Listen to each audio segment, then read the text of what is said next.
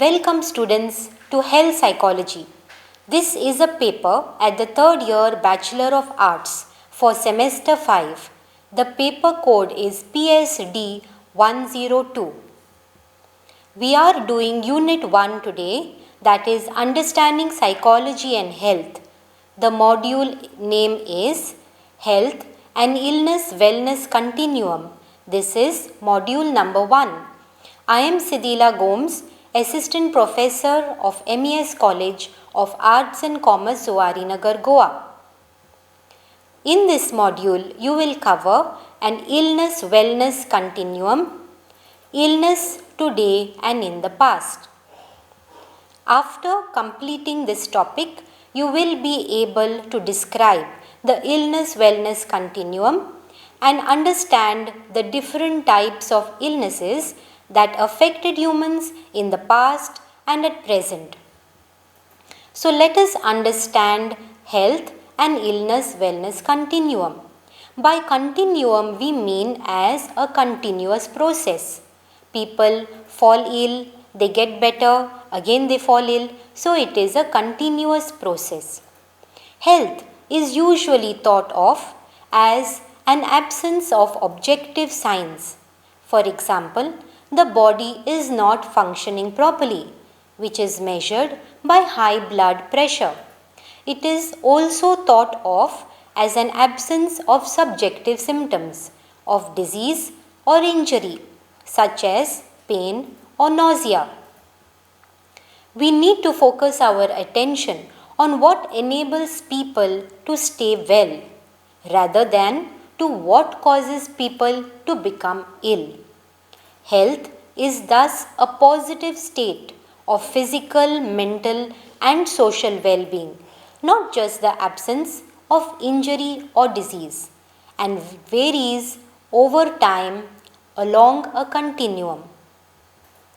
The illness wellness continuum has optimum wellness at one end and death at the other. At the wellness end of the continuum, health is the dominant state. At the other end of the continuum, the dominant state is illness or injury. Here, destructive processes produce characteristic signs, symptoms, or disabilities. Let us understand the illness wellness continuum with this diagram. So, in the middle, we have neutral health status or average signs. As we move ahead to one end of the continuum, we have healthful signs and lifestyle, very healthful signs and lifestyle, and the optimum wellness end of the continuum. So, moving from neutral health status to optimum wellness. As we move away from the neutral health status, we have worse than average signs, symptoms from disability, and major disability from illness, sometimes leading to death. So, as we move away from the neutral health status, it gets worse and worse until a person may also die. So, this was the illness wellness continuum. So, let us reflect on what we have done. We have covered the factors leading to optimum wellness as well as the factors leading to death. Let us look at illness today and in the past. In the 17th century, the infectious and dietary diseases affected people a great deal. What are dietary diseases? They are caused due to malnutrition. For example, beriberi, which is caused due to a lack of vitamin B1. And the characteristics are anemia, paralysis, and wasting away of muscles. Infectious diseases, on the other hand, refer to acute illnesses caused by harmful matter or microorganisms such as viruses or bacteria in the body. Infectious diseases were also the main cause of death of people in the 17th century. In the 18th century, The infectious diseases that affected people were smallpox, diphtheria, yellow fever, measles, and influenza.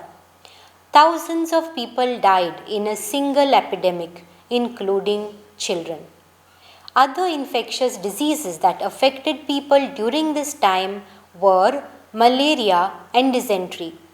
This was widespread and posed as a big threat to people.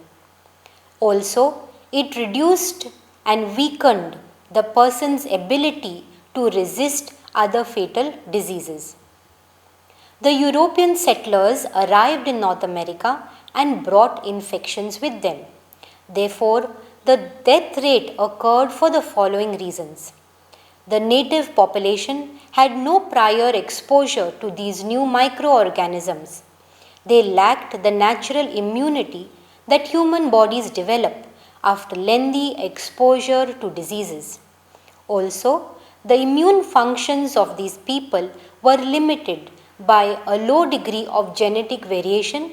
Therefore, more people were affected and also it used to lead to their death.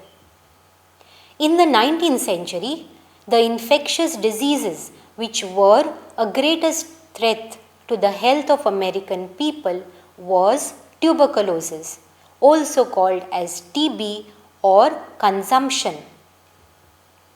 A lot of preventive measures during this time helped in reducing death. For example, improved personal hygiene, greater resistance to diseases in the form of better nutrition, enhanced medical care, public health innovations like water purification, sewage treatment facilities. People also became concerned about their health and would listen to the advice of health reformers. In the 20th century, death rate from life-threatening infectious diseases declined. People's life expectancy increased greatly from 48 to 78 years. Today, chronic diseases are the main cause of health problems and death in developed countries.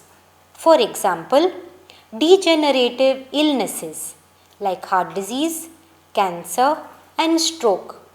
These develop or persist over a long period of time. Worldwide, chronic illnesses are responsible for more than half of all the deaths.